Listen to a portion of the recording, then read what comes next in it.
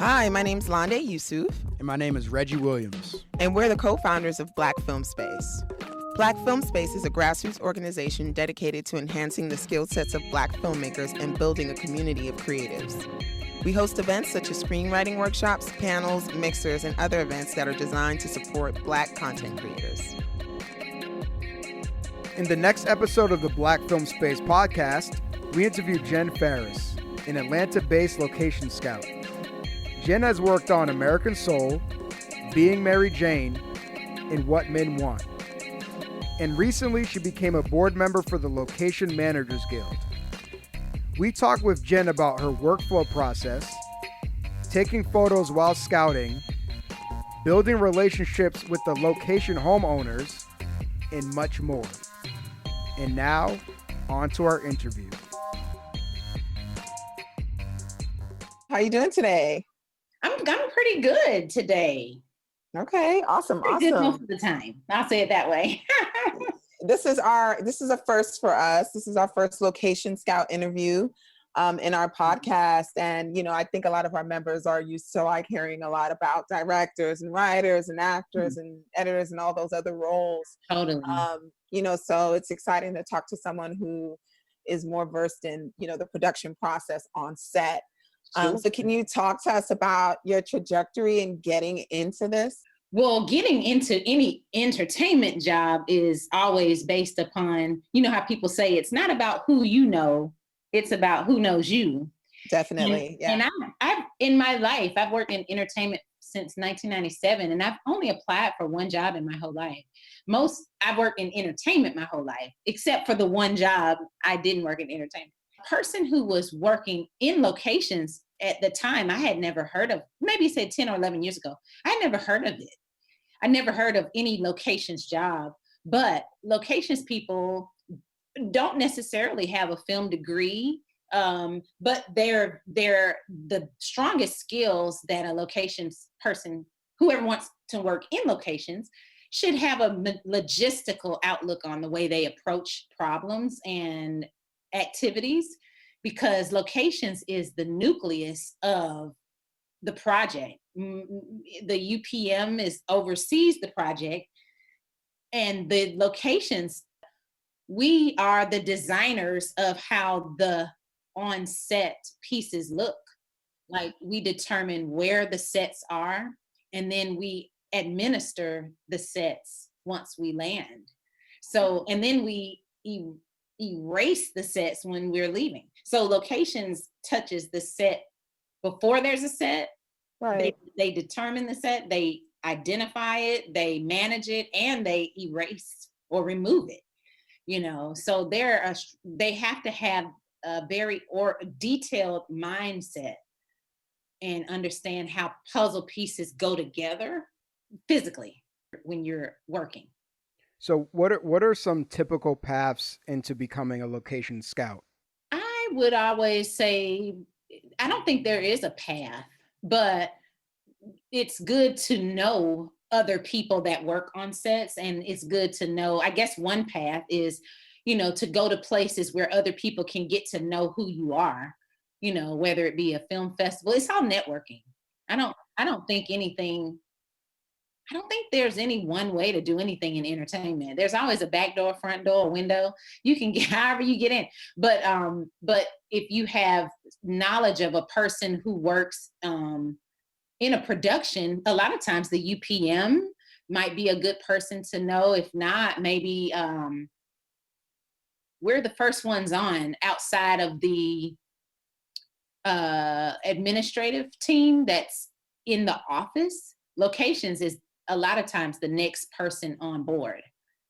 So it wouldn't be a bad idea to get to know people who work on the staff of a production, like the office staff, and they know us. We're the first ones to be in the office most times, next to accountants. And everything is just word of mouth. I don't know if I'm much help, but that's my reality. I'm hired by phone. Somebody calls me to work. And someone has to take a chance on your skills. People have to like you to want to even hire you. So those relationships are crucial. But if there has to be a solid answer, I would say network with people that work on set. In the office, production office. That's not a bad place to start.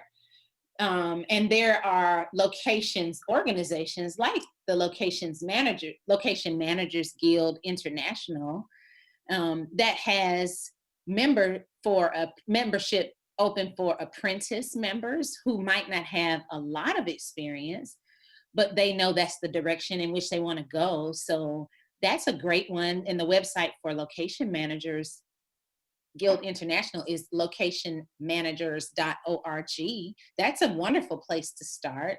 I would say that's probably an extremely legit place to start to read about locations people, and to even consider signing into membership as an apprentice member or a junior, on that junior membership level. Maybe that would be a wonderful place. And every activity that we do, they often look for volunteers or people to assist with the programs. I would say that'd be a wonderful starting place. And then, go to a person on the personnel of a production and just ask them if they have any good relationships with the location manager. Maybe you could introduce yourself to that person. Locations are very behind the scenes. What do you love about this job? What excites you about it? I'm excited often about being able to determine where that story's backdrop is. Because when I read a script, like I'm given the script, the unit production manager and the art designer, the production designers, we all read the scripts together. Oh, and okay. I am often, that's who tells me what to do. The production designers, the art directors, and my location managers often tell me what to do. I'm in direct contact with them all the time and the director is a person who we present the locations to the director, but the director sees them after we've given them some options. Okay. They basically look at what I have and say, oh, I like that. Oh, that's nice. Let's go visit that. The director usually they might have some input in it as far as the narrowing of the locations. They have a lot to say about it once they've seen the options. But my direction comes from the designers, and we all interpret the scripts together. And they sit around a boardroom, actually, almost as if it's a table read. And they walk through what they believe, a lot of times, what the location should look like. And then the scout's job is to take notes about all those location ideas and actually try to go out and find the match to what they are imagining. So the scout has to have a wonderful imagination, but also has to have a wonderful sense of direction. Like, where would I find this thing? So it's exciting, back to your question, it's exciting to see something that I imagine would work, and it does. And that ends up being the backdrop of that story. So it's exciting for me too, also to see, I see it in the raw space. I see all of the diamonds in the rough. Mm-hmm. And then the audience on television or in the theater sees the diamond. So I had to see it rough in my imagination and in person and just go, oh, I think that could work. They just kind of rub a little oil on this and put a little flour over here. That looks like this. Oh yeah, they could do that. I have to be able to have my imagination working too. I mean, what do you look for in a location? I'll give you a good example. Like, I'll give you an old TV show that used to be on called Sleepy Hollow. Oh, yeah. Sleepy Hollow was based in the 1800s when the Americas were founded. So, or 1700s. And a lot of the story took place around that 1700 era. So you would guess if the script says walking down the street, well, there's no concrete. They usually walk down dirt roads because that's the material of that era. Or they walk down cobblestone roads, or they were just in the woods. Like, America hadn't been founded really, or it was early on. They did a lot of flashbacks to a lot of things that happened in the early 1700s, Civil War, or whatever year it was. So I have to know what era am I scouting for? And because architectural styles changed through the eras. So if I was scouting for American Soul, when you mentioned that took place in the 60s, 70s. So in the 60s, 70s, there was a different type of stone that the houses were made of, or the businesses had. They were different. And if in California, 70s looks different than New York 70s. New York's so old, you would just see a brownstone in the 70s. It's the same brownstone in the 1800s, 1900s, 2000s, whatever it is. That brownstone is still the structure in New York. But the interior design might look like the 70s. So I have to be aware of architecture, even furniture design. I have to think about it. It's not my department, but I have to still think about what would have happened in this building, and could you put a shag rug in this property? Because that's what the designer's going to probably want to do. So, what is even small details like sinks and fixtures, and the toilet is even something that I have to look for when I'm scouting in bathrooms. Paneled wall, those kind of things can be temporarily installed.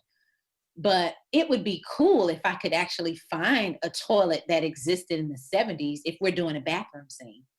So I don't want to go get them, because they don't want to have to detach plumbing and have to install old things. If you watch American Soul this season, it was the year 1971. And so everything I scouted had to be, this year is 75. Last year was 71. So this year is 75. So I had to find Don Cornelius's house. For example, I found an authentic 1974 California style ranch house that had not been altered since 1974 when it was built. It was authentic. Wow. And when the designers saw it, of course they were elated, because he had not changed any of the stone, any of the glass, barely a fixture. I mean, he had changed a little bit of the kitchen, but the fireplace was still there. The rug was still there. Like, it was still authentic. And as you watch this season, you'll see a lot of authentic spaces in the show. Or they designed a lot of it on set that they couldn't, that they needed to consistently visit. But Don Cornelius' house is real. That's a real house. It was really from 1974. It was a California replica from 1974. And that's my job, is to find as much as I can, find as close to that authenticity as I can. I have to find that, if I can. That's my dream. That's my wish, because it helps to tell the story, and you believe the story when you watch it. You can tell it's not a set. It sounds like there also needs to be a bit of interior design. Yeah, the designer does for you to do your job as well. Yeah, because what they do is the locations comes first. The conversations about what they want comes first. Then the scout goes out and finds the match. Then the designers, once the director has said, "Oh, I like that," then the designer takes my real photographs and sketches them. Like, they come up, they have an architect that works on set, and they sketch my design on the big shows. And they design it, measure it to see what furniture could we bring into the space. So they use my real photographs to do all of their sketches. Nice. Mm-hmm. Nice. So it's pretty cool. That sounds dope. It is. So it really is. When can you like paint the picture of what exactly you're doing in the prep and when you're on set? Like, you're taking photos, like what else are you doing when you're on set and when you're preparing to go out and scout? Well, scout, okay, so once we got the idea, scout goes out and find it. But I have to think logistically, going back to the logistical mind, I have to put on my other hat, because I'm scouting, but now I'm scouting for the art team, the grips, the truck drivers. I have to think about is this the perfect location? But can we drive a truck here to deliver this furniture? Can we film in a way that doesn't disturb the neighbors? Like, do they have an HOA that I have to think about disturbances, or what are the HOA's rules? What's the HOA? Homeowners Association. So a lot of homeowners associations in condominiums, where properties are owned by multiple people on a property line, they have rules. And some of them say there's no filming here. So I have to determine if they have a homeowners association or some rule in their subdivision. Some subdivisions where there's, I'm thinking of housing. Can we solicit? Can we put flyers in this community? In an apartment environment, like you might find in New York, how do you get upstairs? Are these steps or are there elevators? So I have to think logistically, can we film in this property? A lot of New York properties have stairs only. Okay, maybe I need to just approach the ground floor property units. Or does the apartment building have an owner that says, heck no, you cannot film here. It's too much of a bother. We also have to think about, after determining the owner's rules, the property owner's rules, I have to consider the insurance for the property. So a lot of the productions have insurance policies that same kind of policies you might find if you're an event facility and you have event rental insurance. We have to worry about insurance also because of property damages. So I always want to know who owns the property so that I can ask them about their property insurance. And a lot of productions provide an insurance policy to say, we'll protect your property if something were to go wrong, or some damage, or we scratched your hardwood floor. We apologize. We'll cover that in our insurance, but we'll also try our best to just correct it with a vendor that we're going to pay to correct that with. But I also have to think about the distance from the set to where we're parking. So if we have a base camp, how far is the nearest parking place where we can park trucks, the actors' trailers, the hair and makeup trailers? Even if we're on property, what about these bathrooms? Can I bring bathrooms here? Because we're not going to necessarily use the private person's bathroom, homeowner's bathroom. We might use a porta potty company. Is this on a hill where we cannot park a porta potty? Is there any surface that's flat around here that we can land a porta potty or a bathroom trailer? I have to think about that. I have to think about the rules for, say, painting. Art director might say, you know what, I love this place, but I would love it if it was blue. Can we paint this blue?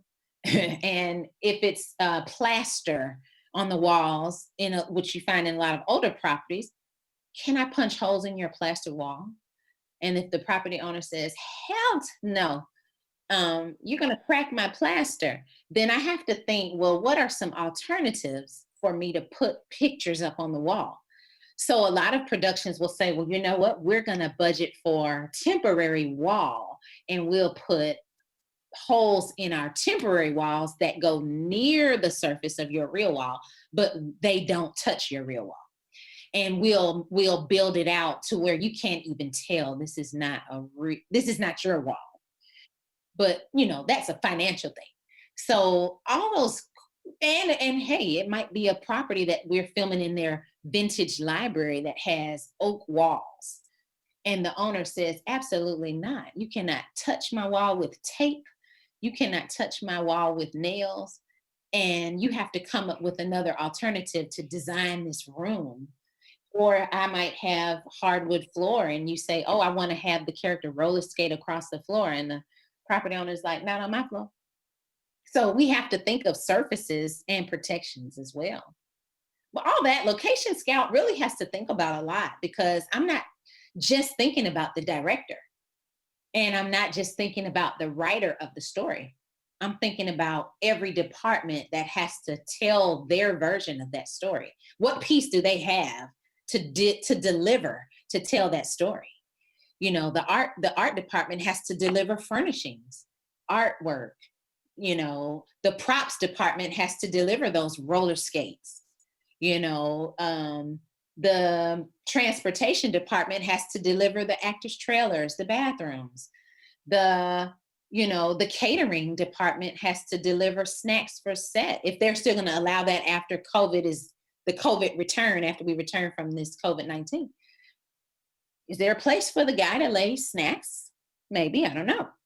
You know, where can we have food and those kind of things? Where can the wardrobe people deliver the outfits?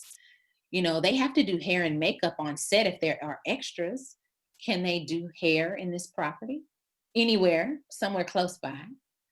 You know, so I have to think about every department when I'm scouting, because it's a reality is that we're not the only people that work on set. There's a team of people that we have to consider all the departments when I'm scouting. I have to consider them. Can you tell us the difference between a location manager and your role? So a location manager is the head of the locations department, and under the manager in this hierarchy are location manager. A scout is kind of, I would say, autonomously working. So I answer to the manager, but under the manager are a key location manager. Key assistant basically that's a person that's right in line with the manager. If the manager's not available, talk to the key. And then there are assistant location managers who work on set. They are the people who actually execute that life on set, making sure we're listening to the commands of the director, making sure we're listening to whoever needs things on set. And then you have a location assistant who might just be boots on the ground. They're the people who, I don't know if you see the yellow directional signs, they put all those signs out to make sure that people can find these sets. And they handle tents or whatever's needed on set. They're the runners. They run around and make sure everything is in order. But the location scout, my job is just to find what they are envisioning, where the backdrop of these stories take place. The manager's job, and I have to, almost like the undercover boss, it's good to know what everybody's job is. So when I'm scouting, I am thinking with a manager's hat on, because I'm scouting to understand the cost involved with location. So the manager does the contract. He will kind of know what the budget is, or he or she, the location manager, he or she would know what the budget is. So I'm scouting things that fall in that budget.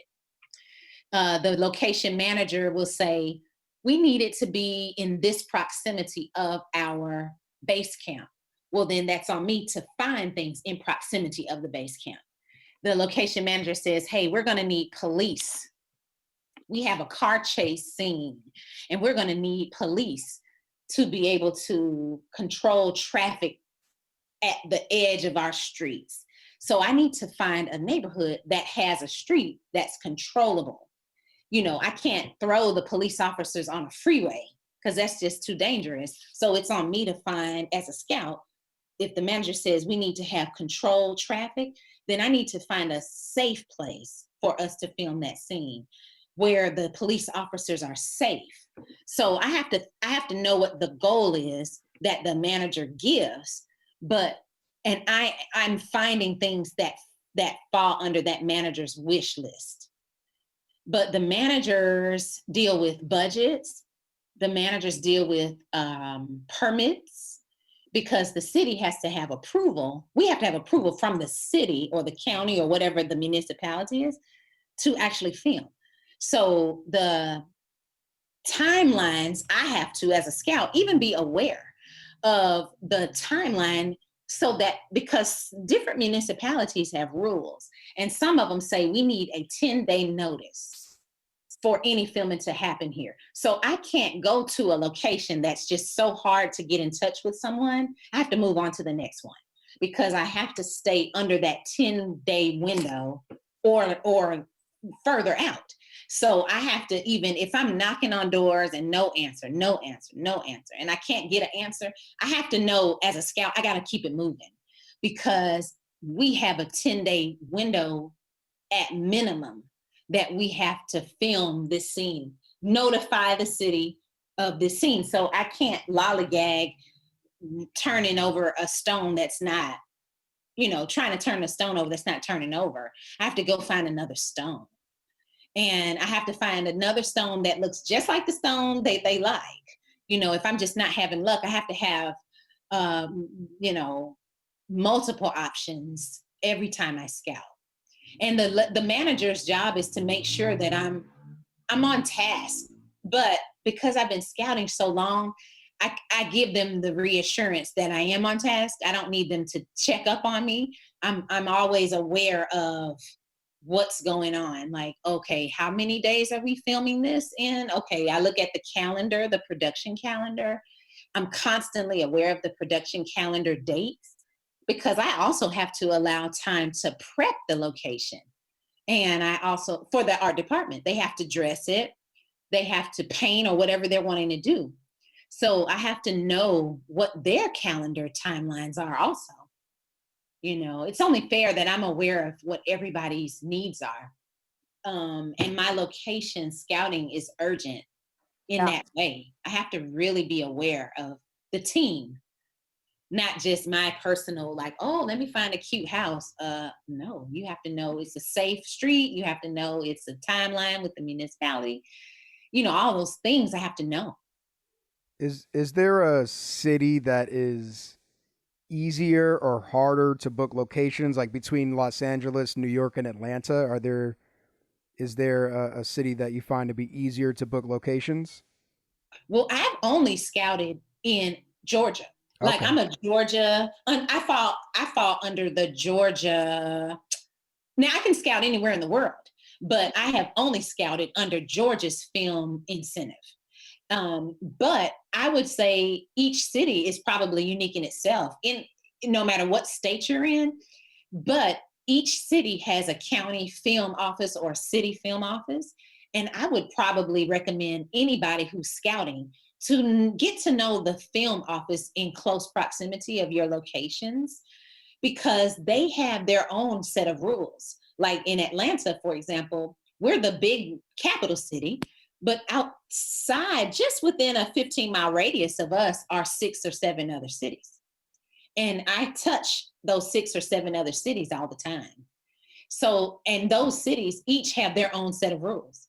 There's one city that doesn't even require a film permit.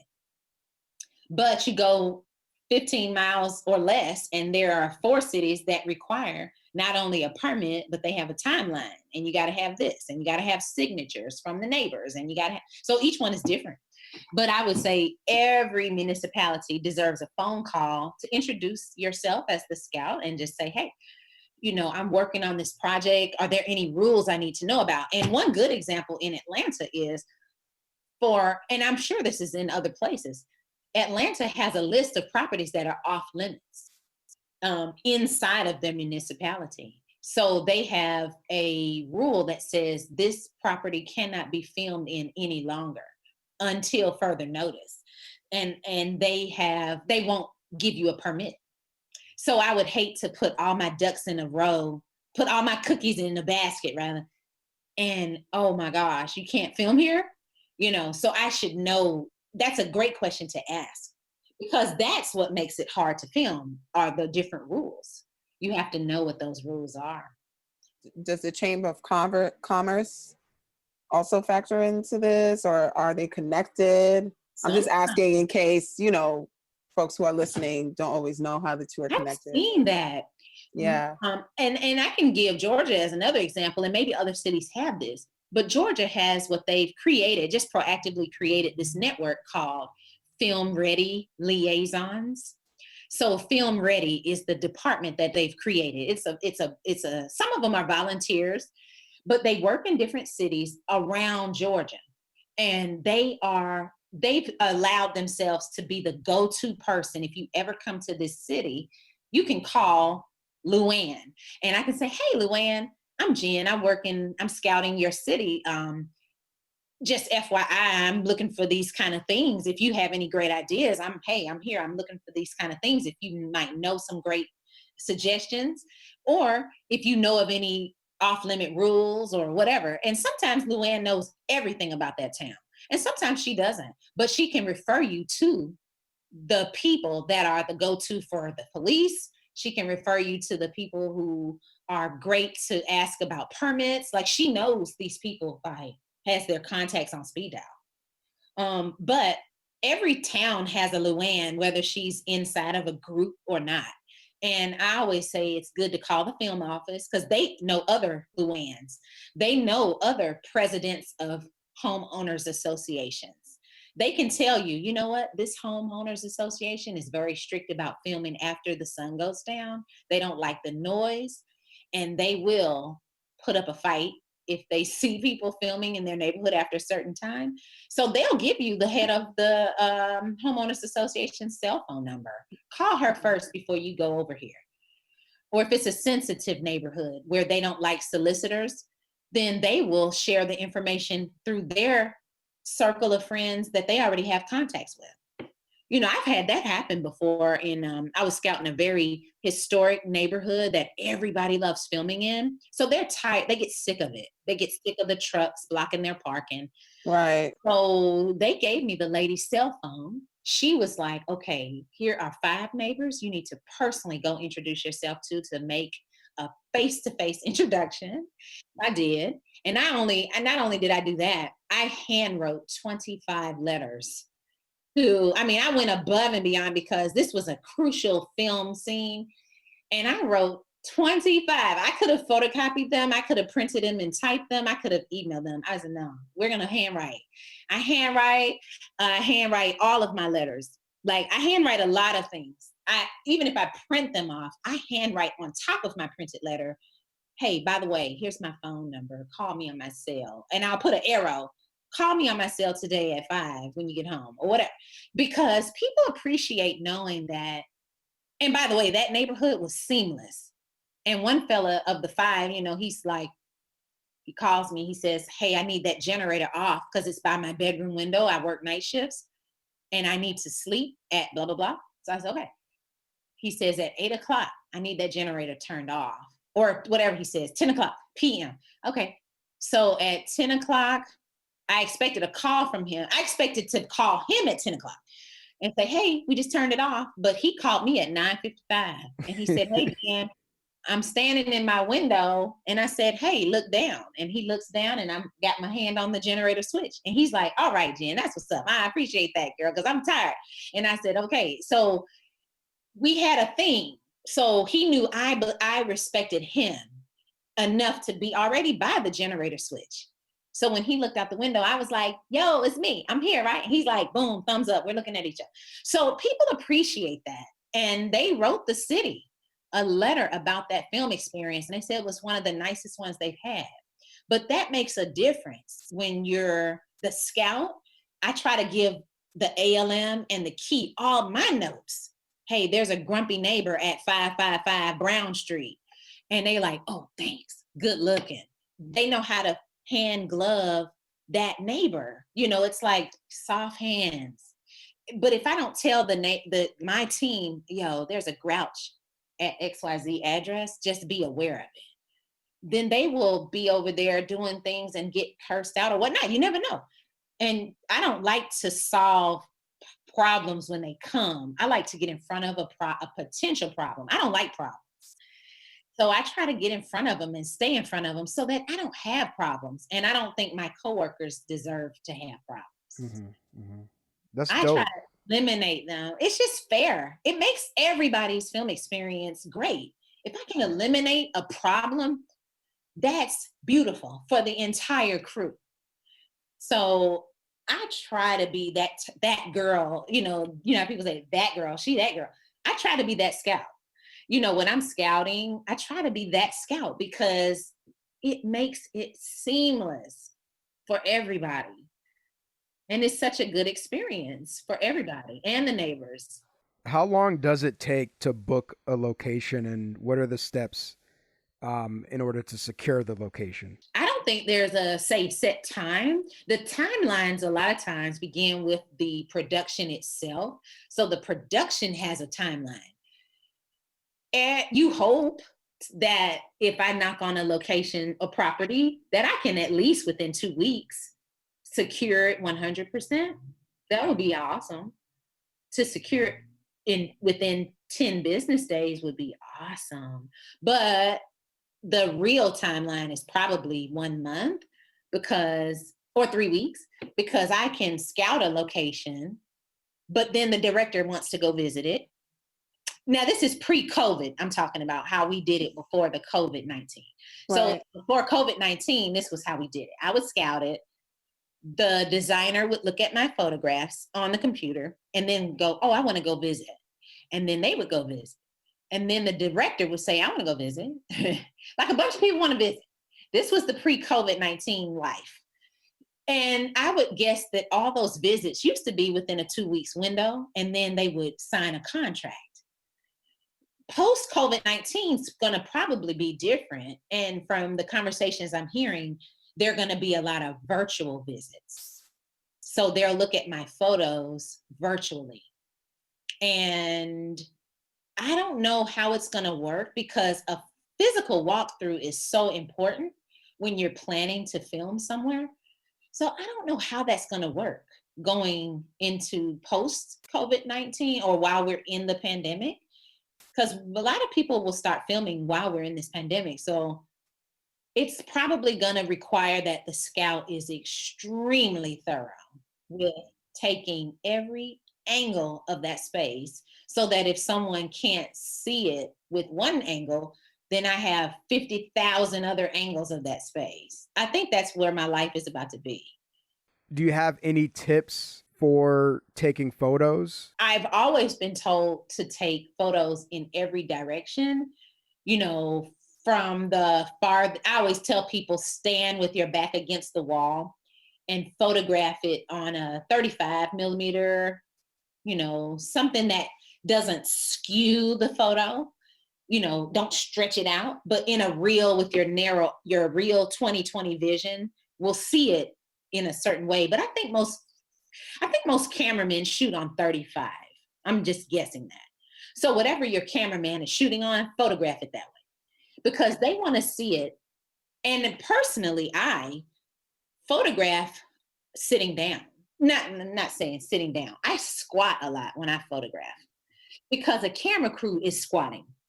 So most cameramen are either standing or squatting. So I photograph it standing and squatting. I have to see it from the way they're going to see it, the way they're going to film it. And a lot of cameramen are not all standing. So I personally, and I also think about it too, if a character is a kid, I want to know what they're going to see from their point of view. Like, I photograph, if the character's a child, they're going to see things lower. So I'm guessing the cameraman will be lower when they film from that child's perspective. So I might photograph it on my knees. I have to think about all those things, those little nuances. But I think my designers and my directors and the managers really appreciate that I think about it like that, because I'm say 5'7", I'm making this up. Everybody is not 5'7". So I can't photograph it so high up. I have coworkers that are scouts that are 6'2", and everything they photograph is so tall. I can tell when they've turned in their pictures, because they're so much taller than my perspective was when I photographed the same room. They're seeing things that I didn't see because I'm short, or shorter than them. So and I also and this is a very good example. I had a location manager that was a veteran, and she was the first person to tell me, if the scene is at a dining room table, sit down and photograph. At a restaurant, say for example, they say, oh, the characters are on a date, eating dinner.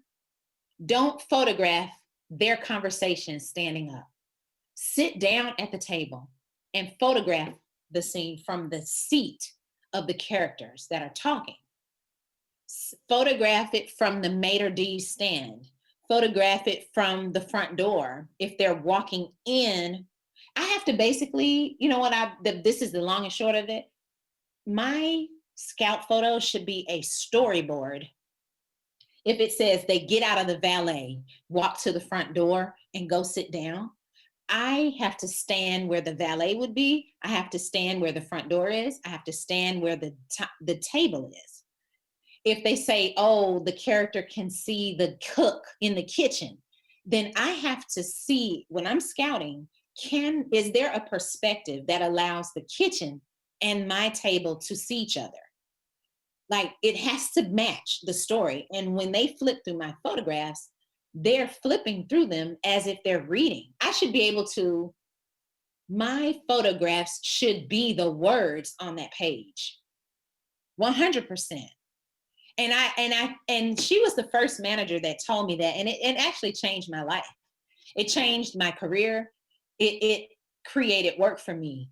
And it allowed the director, the designers to see the story through my photographs, not just, oh, she took a picture of a room. Okay, yeah, all right, whatever. But can I tell the story when I'm looking at her pictures? Because they're gonna visit that location, and I have to sell that location through my photographs. I can't see it. I've had one of the scenes coming up. As a matter of fact, if you all watch, I don't know when this will air, but American Soul has a scene coming up where a character is outside of a house. It's coming up this Wednesday if this airs in time. But if not, whatever, it's the 3rd episode. And I scouted this house that you're going to see.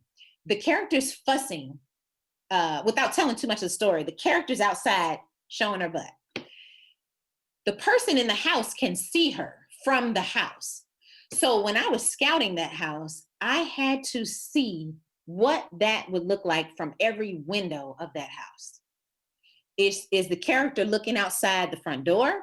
Boom. Is the character looking outside the bedroom window? Is the character looking outside the living room window? Or is it looking out the kitchen window? So I had to scout out of every window possible in the front of that house, because I don't know where the director's going to want the character to see her. So I can't assume the front door only. Hell, the character might walk and be like, what the hell? And then go to another window. Who is that? You know, they might walk around. Who is that outside my house? And then open the door. So they might go to multiple places to see this character outside the door, outside the house. So I have to photograph it for the what ifs as well. I have to put my imagination on, and that's what I show them. Every scenario possible to tell that story. Can you talk a little bit about how insurance plays into your role? Well, it comes through production, so it doesn't really come through locations. We present the homeowner or the property owner with the policy, but the policy is generated through the production office. After they have determined the location and have a solid owner's name and address, that's when I hand that information to the production office, and their attorney, whoever it is, if it's large enough a production to have an attorney, or whoever the production manager is, they generate that insurance policy. And I don't know the names of any companies off the top of my head, but the policies that I have executed the productions have executed and I were like $1 million coverage. They were like $1 million coverage, which is, I don't know how much that is, but every policy is different. But okay. Sorry, I didn't mean to cut you off. No, you're fine. Every policy company is different, but I think the productions I work on try to cover $1 million. And does the location impact the type of policy the production tries to get? You know, do they ever need specific information from you to kind of make that determination or anything like that? Well, sometimes in this example, if I scout a house that has hundreds of thousands of dollars worth of art in their house, or expensive designer furnishings, or marble floors, those kind of things might boost up their insurance policy. I've worked on a project where they had an insurance policy and they had a bonded moving company that removed the art from the house and put it in a secured place. I always tell properties to absolutely remove your jewelry from the house. But they had very expensive artwork, statues, and ivory. It was balling out of control, this house. But they had like 7-foot tall pieces of art hanging on the walls that were custom made for that house, you know. Wow. So we had to bond a moving company and a bonded security firm. Like it was not hard to do, because even Porsche, we got the contact from Porsche Cars. They have headquartered in Georgia, and Porsche actually gave us the number to a bonded art dealer, an art company removing, because they have to bond their cars whenever they move the cars from place to place. So they knew of a really high-end company that dealt with that kind of thing. So, but yeah, museums would also be a great resource to know if you have a lot of artwork, maybe who would be a great bonded company that moves art. You know, that might be a good place to ask. A gallery or a museum might be a great place to ask also. A lot of independent filmmakers and or filmmakers that are just starting off have pretty tight budgets for locations. What tips can you offer for them? Well, I don't think there's any excuse, and I tell independent filmmakers all the time, there's no excuse not to have insurance. You should have it. If you were planning an event at a club, as a promoter, a DJ has to have, an event planner has to have insurance. So a filmmaker should absolutely have insurance, and they should also have security. Those are things that are not very expensive, that are, I believe, should be a part of your foundation.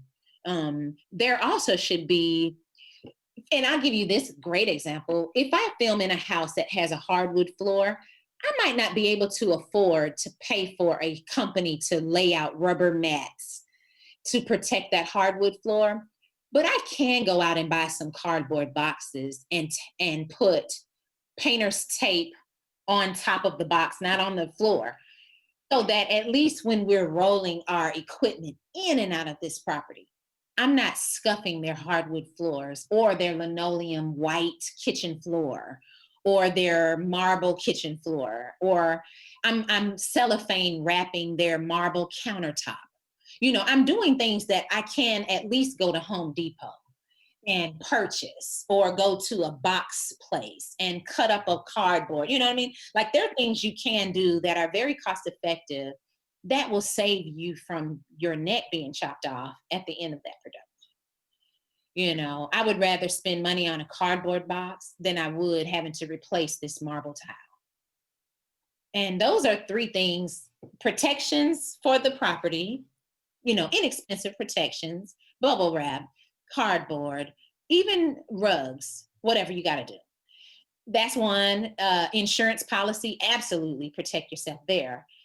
Very inexpensive. And security, because, and one thing I can say that was great, I worked on a production where there was a real intense desire to know who we were versus who was walking from off the street. So we bought wristbands, and that's a very inexpensive way. You can go to Party City, or you can order them custom, you know, from a party event, whatever. And wristbands identified us from people off the street. And that gave the homeowner just a sense of security, knowing, wow, they thought about us enough to show us respect, to identify us with laminate, name badges, or a wristband, so that we know Blow Joe ain't walking in on my house.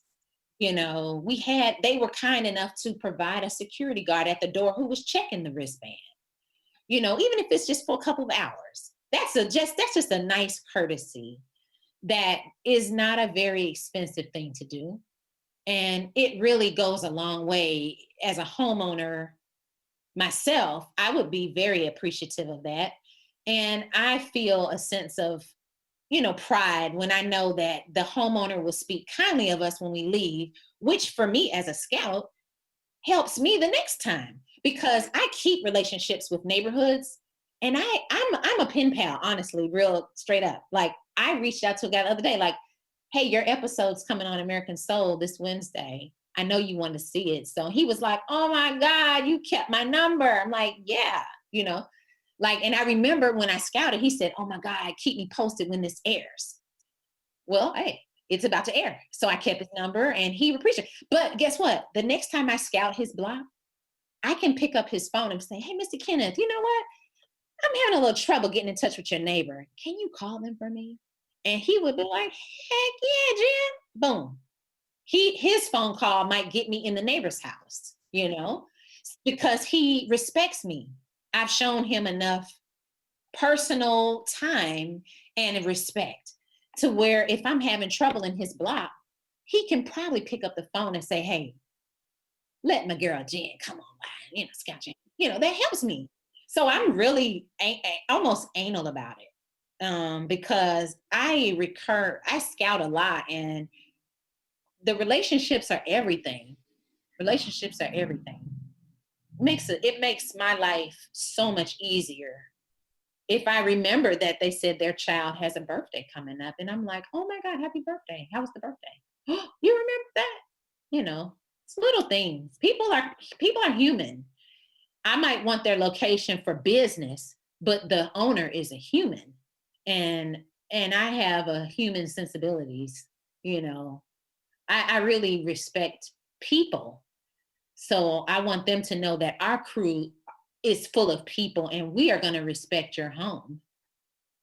At least that's my hope, because I'm betting on it that we will do it. Mm-hmm. You pray, Lord Jesus. Congrats on becoming a board member of the Location Managers Guild. Oh, yeah. Yeah, it's exciting. That's good. That's a great organization. Well, can you tell us a little bit about it, and then also your role? Yeah. Well, Location Managers Guild is a nonprofit full of members from all over the world. So not just me scouting here in Atlanta, Georgia, but scouts from literally all around the world. We all have the same dealings, processes, issues, thoughts, but that organization lumps us together as a team. Like, we're bonded through this nonprofit, and we discuss, tips, tricks, hints, whatever it is that, like, we're about to learn about some new technologies together. Tomorrow we Zoom every week, and it's wonderful. Whoever wants to log in as a member can join.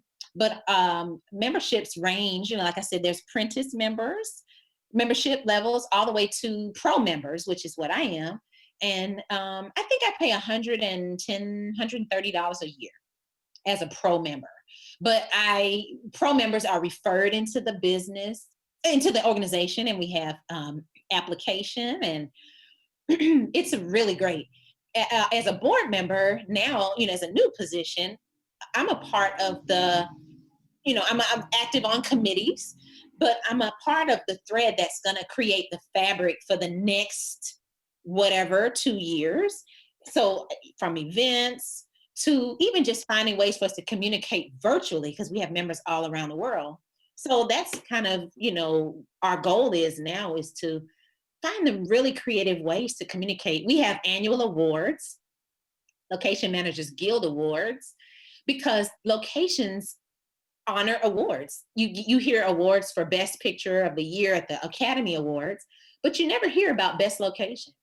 So locations are honored annually through the Location Managers Guild. And it's just wonderful, from commercial projects to features to shorts to like Chernobyl. When that movie came out, I got to meet the people who worked on that. They're members, La La Land, Green Book, like all these people are in our database, and they determined where the Green Book in the movie, where they drove the car. These people helped determine where Black Panther did his fight scenes, and it's just great. Nice. Yeah, I mean, so Wrinkle in Time, like, you name it, these people are part of our group. So I'm honored to be on the board. I was elected to a board seat. I'm really excited about being able to bring some creative ideas to the table. We have great people all over the world that are also on the board. And it's really cool. Nice. Well, thank you very much, Jen, for your time and your insight. I learned a lot of good tips on it, something that's very important to filmmaking and storytelling. So thank you. You're welcome. Is there anything else you wanted to share with us? Well, if anyone wanted to get in touch with me, is that something I could share? Yeah, if you have a social media or email address. Yeah, I use my website has everything linked. So it's a JEN-FARRIS.com, and that just spells Jen-Farris. And I'm going to start putting some really cool things on there, but that's a good way to reach me. At least then I could always forward anything else if somebody was interested in knowing about anything else. Okay. All right, cool. Thank you very much, Jen. You're welcome. Thank you. Thanks for listening to the Black Film Space podcast. If you're interested in being part of our community and attending events, please visit us at blackfilmspace.com and follow us on Facebook, Instagram, and Twitter at Black Film Space. Subscribe to our email list and podcast. All right, see you soon.